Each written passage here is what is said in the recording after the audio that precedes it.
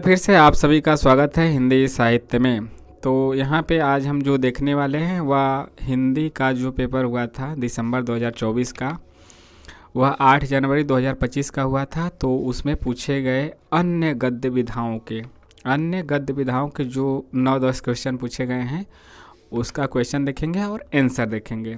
चलिए पहला क्वेश्चन हल करते हैं। क्वेश्चन आईडी भी हम आपको बताते हुए चलेंगे ताकि आप जो कोई भी मिलाना चाहे आंसर भी मिला सकता है, बाकी आप एथेंटिक भी बना रहेगा।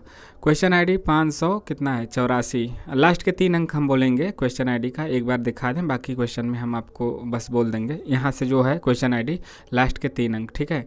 584 वाला क्वेश्चन है। यहाँ पे आपका सीरियल नंबर बदला हुआ हो सकता है लेकिन क्वेश्चन आईडी सेम रहेगा और क्वेश्चन मुर्दहिया वाला है, ठीक है।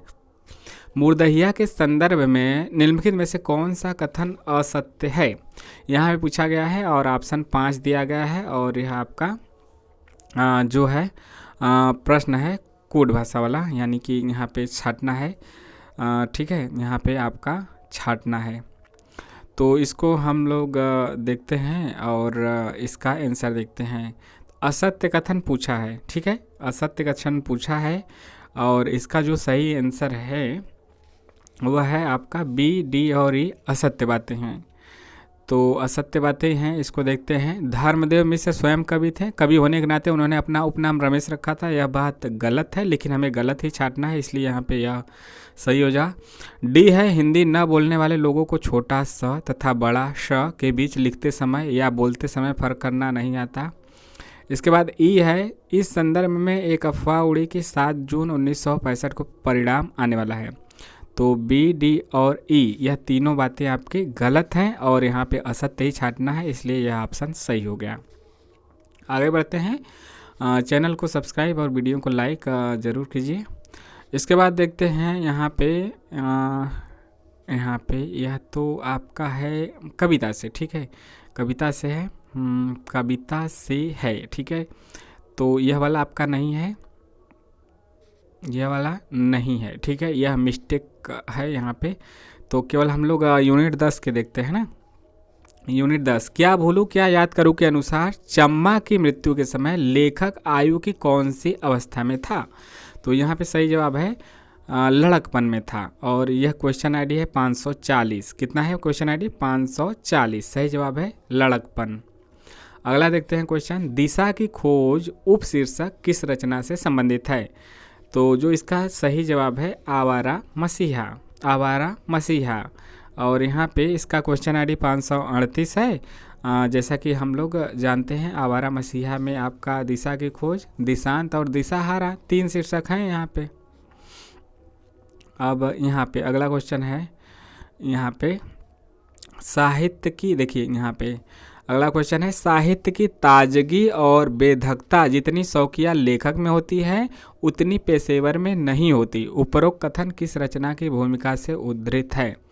ऑप्शन है आपके सामने, हिंदी साहित्य का इतिहास, आवारा मसीहा, एक कहानी, यह भी संस्कृति के 4 अध्याय। 3 ऑप्शन तो यहाँ पे आप देख रहे हैं कि यह आपके नेट के सिलेबस में लगी हुई अन्य गद्य विधाओं की रचनाओं में से है। एक ऑप्शन हिंदी साहित्य का इतिहास सिलेबस में नहीं है, लेकिन हिंदी साहित्य का इतिहास सबसे पहले किसका नाम आता है, रामचंद्र शुक्ल का जो पुस्तक है हिंदी साहित्य का इतिहास, तो यहाँ पे आता है। लेकिन 3 ऑप्शन यहाँ पे आपके अन्य गद्य विधाओं में है और इन्हीं में से आंसर है।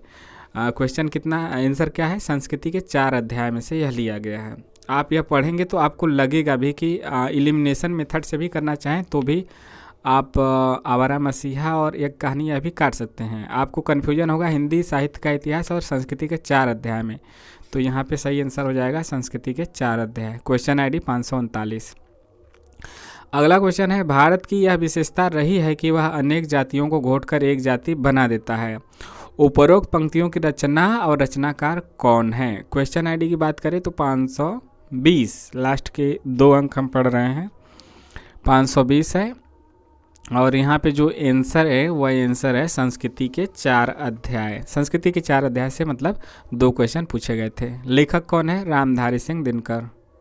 बाकी यहाँ पे जो दिया गया है, मेरी तिब्बत यात्रा, क्या भूलूं क्या याद करूं, संस्कृति के 4 अध्याय, 3 आपके नेट के सिलेबस में ही लगे हुए हैं। और यह जो आपका हिंदी साहित्य की भूमिका है, यह आपका महत्वपूर्ण पुस्तक है। यह तो मनोविश्लेषण वाला है ना, फ्रायड, ठीक है। हाँ, अब यहाँ पे है हरिवंश राय बच्चन ने अपनी आत्मकथा कितने खंडों में लिखी थी। तो यहाँ पे जो इसका सही जवाब हो जाएगा, क्या हो जाएगा, ऑप्शन नंबर 2, 4 खंडों में लिखी थी। यहाँ पे ऑप्शन आप देख सकते हैं 519, यानी क्वेश्चन आईडी 519 है, 519 है और इसका आंसर है 4, ठीक, 4 है। और चारों का नाम आप लोग जानते ही हैं, क्या बोलूँ, क्या याद करूँ, नीड़ का निर्माण, फिर बसेरे से दूर और 10 द्वार से सोपान तक। अगला क्वेश्चन है, यहाँ पे मिलाना है कि कौन क्या है। जैसे भोला राम का जीव, नेत्रदान मान लीजिए अलग से दे दिया, मुर्दहिया, आवारा मसीहा, यहाँ से 3 रचनाएं, 5 में से 3 रचनाएं तो नेट के आपके सिलेबस की ही हैं। तो यही पूछा है कि कौन क्या है, यानी सुमेलित है और उस सही उत्तरों को छांटना है।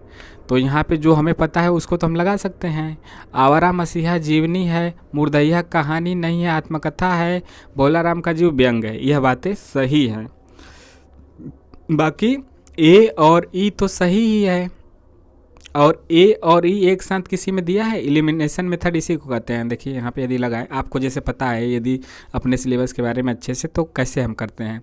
यह सही है, यह सही है, यह गलत है, ठीक है, मुर्दहिया गलत है। सी जहाँ जहाँ है सी को काट दीजिए, क्योंकि मुर्दहिया जानते हैं आत्मकथा है। ए और ई सही है, ए ई दोनों सही है और दोनों एक साथ एक ही ऑप्शन में है, तो ऐसे आप कर सकते हैं, ठीक है। ए और ई दोनों सही है, तो दोनों जिस ऑप्शन में है वो और किसी में मान लीजिए दे देता है सी की जगह ए, तो वहाँ पे फंसा सकता था, लेकिन ऐसा नहीं है। ए और ई एक ही ऑप्शन में है, तो ऑप्शन नंबर 4 यहाँ पे सही हो गया। क्वेश्चन आईडी की बात करें तो 571। आगे बढ़ते हैं, आगे यहाँ पे बढ़ते हैं। हाँ, यहाँ पे देखिए जामुन का पेड़ से पंक्तियाँ आई थी, और यहाँ पे हमें मिलाना था कि सेक्रेटरी का कथन कौन है, क्लर्क का कौन है, माली का कौन है, आदमी का कौन है, और क्वेश्चन आईडी 598 है। तो आइए इसको हल करते हैं। क्वेश्चन आईडी 598 है, इसको हम लोग हल कर लेते हैं, ठीक है। इसको आसानी से हम लोग हल कर लेंगे। देखिए पहले जो पता है उसको मिला लीजिए। जैसे सेक्रेटरी का पता है नहीं, क्लर्क का पता है नहीं, पढ़ेंगे तब ना पता चलेगा। देखिए सेक्रेटरी, अच्छा पहले इसको पढ़ते हैं, ठीक है। पहला ऑप्शन, अच्छा हुआ कि तना तुम्हारे कुल्हे पर गिरा, अगर कमर पर गिरता तो रीढ़ की हड्डी टूट जाती। यह किसका कथन है, यह कथन है आपका, किसका कथन है, यह सेक्रेटरी का है नहीं, क्लर्क का है नहीं, यह किसका है, माली का।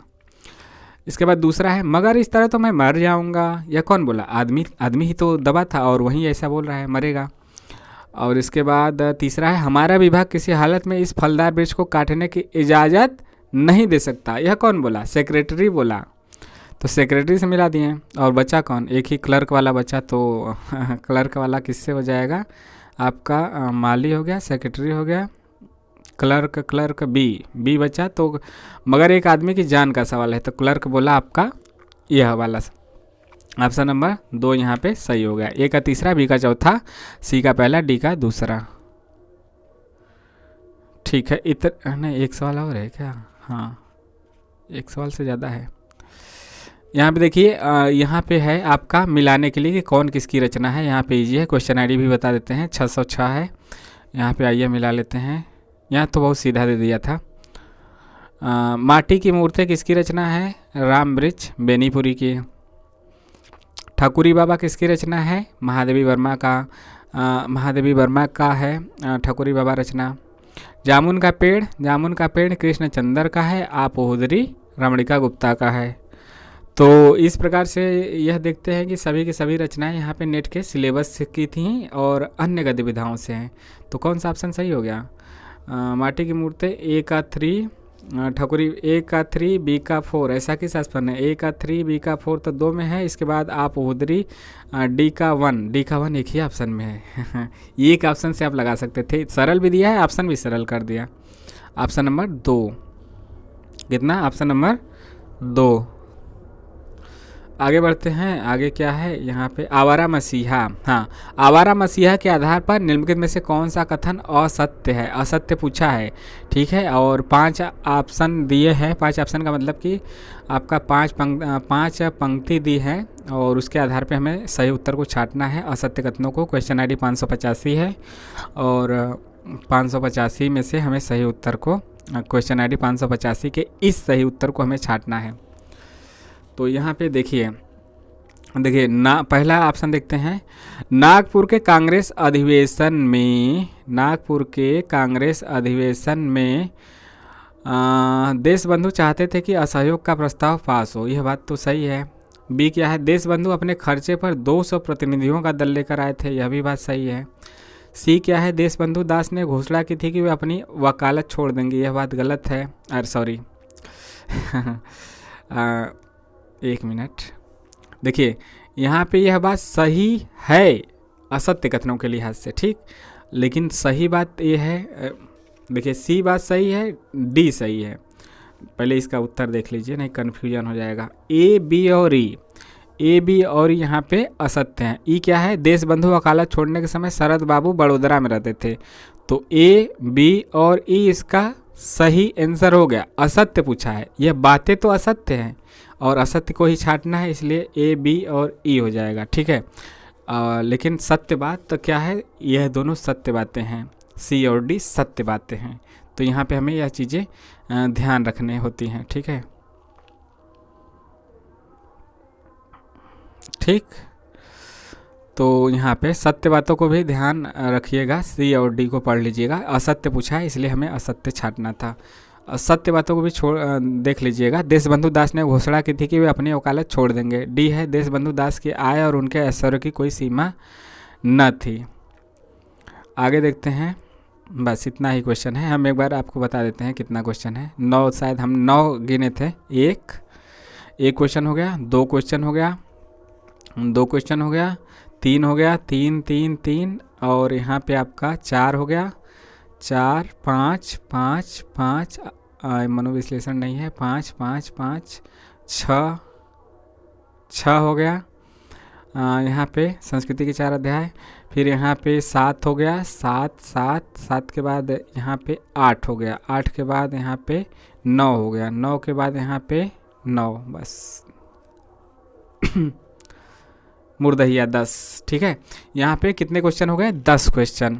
यहाँ पे देखिए 10 क्वेश्चन आए हैं आपके 10वीं यूनिट से। कितना मतलब संयोग की बात है, इकाई 10 से 10 क्वेश्चन। तो यह आपको कैसा लगा ज़रूर कमेंट के माध्यम से बताइए और चैनल को सब्सक्राइब कीजिए, वीडियो को लाइक कीजिए, शेयर कीजिए, टेलीग्राम से भी जुड़िए जिसका लिंक डिस्क्रिप्शन में है। मिलते हैं नेक्स्ट वीडियो में। जय हिंद, जय भारत।